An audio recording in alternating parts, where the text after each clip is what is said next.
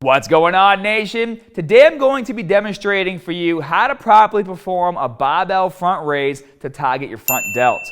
Now, while the front delts usually get a lot of attention with compound movements such as the bench press, the overhead press, and dips, there are still many people who struggle with front delt development to get that full 3D look in their shoulders. But the front raise is a particularly effective isolation movement that will for sure force those stubborn front delts to grow, and performing this exercise with a barbell means you'll be able to even go a bit heavier than if you were just using dumbbells. Now guys, if this is your first time trying this exercise, it's going to be best if you use just the barbell to start with until you get familiar with proper form. So let's go take a look at that right now.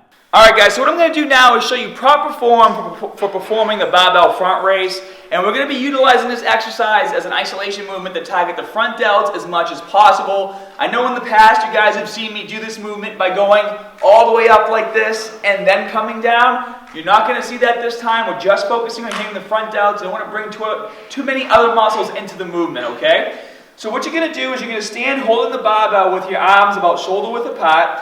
You're going to stand with your feet about shoulder width too, have a nice firm stance, slight bend in your knees, keep your chest up, and then above all else guys, when you perform this movement, you have to make sure you're keeping your core nice and tight. If your core is deflated, as you start to lift the weight away from your body, you're going to go into spinal flexion, and you're going to have a really hard time lifting any amount of weight. Even just the barbell is going to start to feel super heavy if you don't take in that breath. So, once you guys are in position like this, keep a slight bend in your elbows, take in a breath.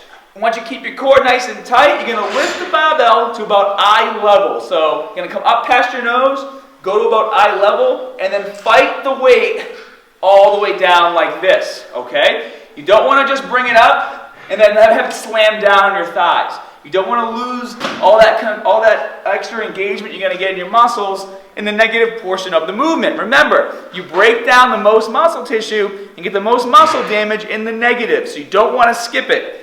Nice and controlled, up to about eye level, fight it on the way down like this. Now you guys also have to make sure that you're keeping your shoulders neutral or you're protracting them or pronating them a bit forward like this. You don't want to have them back. You want to have them neutral or a little bit forward so you can keep tension on the front delts. So, I'll show you guys one more time from the side. Slight bend in the knees, slight bend in the elbows, and you're going to come up to about here, and then fight it on the way down, and you're going to repeat for 8 to 12 reps to complete a set. Now that you guys have a good understanding of what proper form is, I would like to now address two extreme common mistakes with this exercise, with one being very obvious and the second one not being so much. Mistake number one, guys, is leaning back every time you raise the barbell, especially if the weight gets to be a bit too heavy than you can handle. Leaning back gives you the impression of the weight moving from point A to point B, but it's actually the lower back, not the front delts, that's doing the work here. With an exercise like this, it's super easy to use momentum and convince yourself that you're moving the weight, but take a closer look at your form and adjust the weight if necessary if you notice a lot of the movements coming from your lower back. Besides, guys, this is an isolation exercise, so leave your egos at the door. Mistake number two is retracting your shoulder blades. Now let's take a moment and try to recall what we're always saying when performing a chest exercise like presses or flies. I always tell you guys that you have to retract your shoulder blades and stick your chest out like this and keep your shoulders pinched back in order to effectively target the chest and not let the front delts come into play. Well, this is precisely what to avoid when utilizing the barbell front raise to target your front delts. Keeping your shoulders back will actually activate a lot more of your upper chest throughout the movement, so what you need to do is try to keep your shoulders protracted as much as possible throughout the movement. To understand this easier, make sure your shoulders are in front of your chest rather than hiding behind it. The muscle group that is in the front will always dominate the movement, so keep that in mind if you want to train smart and really hit those front deltoids. Now that we got that out of the way, there are actually two ways to do this exercise, depending on whether you're using an overhand grip or an underhand grip. Now the form is the same for both variations, but keep in mind that they will activate your front delts a bit differently, so it may be smart to perform like 2 sets with an overhand grip and 2 sets with an underhand grip. For those of you who have a pre-existing shoulder injury or feel any kind of discomfort or pain when doing this exercise, You should probably stick to performing the movement with an underhand grip, as that opens up a lot more room in your shoulder joint, or external rotation is what it's called, and helps to avoid an impingement.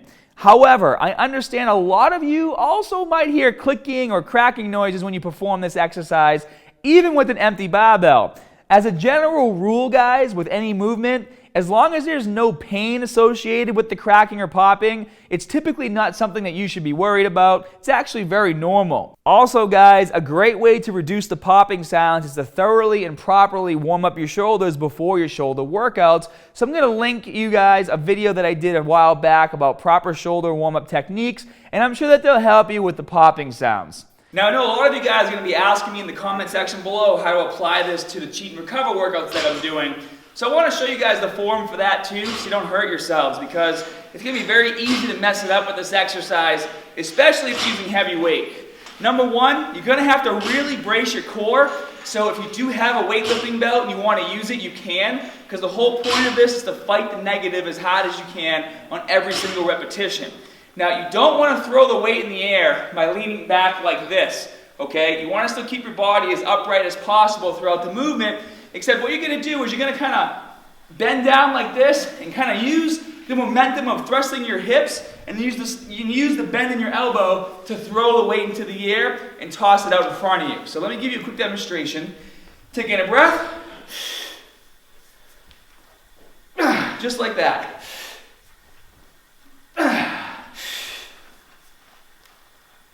So the barbell is obviously still falling pretty fast, but I am fighting that negative as hard as I can as I'm gripping it.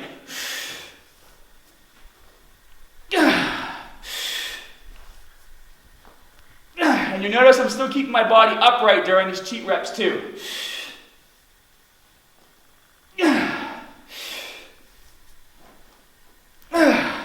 And as always, guys, when doing cheat and recover, you're going to do 8 cheat reps. As soon as you're done those, you're going to lower the weight and then do the recover set, which is going to be 8 reps with perfect form, not using any momentum, bringing the barbell up and then controlling it on the way down. And lastly, guys, if you find that your lower back hurts while performing your reps, it's probably because you aren't keeping your core and glutes tight, or you're hyperextending your back throughout the movement. If the problem persists, even though your form is perfect, it might be best for you guys to substitute this exercise for the alternating dumbbell front raise, as that will completely eliminate the lower back from the equation and enable you to focus on just the front delts.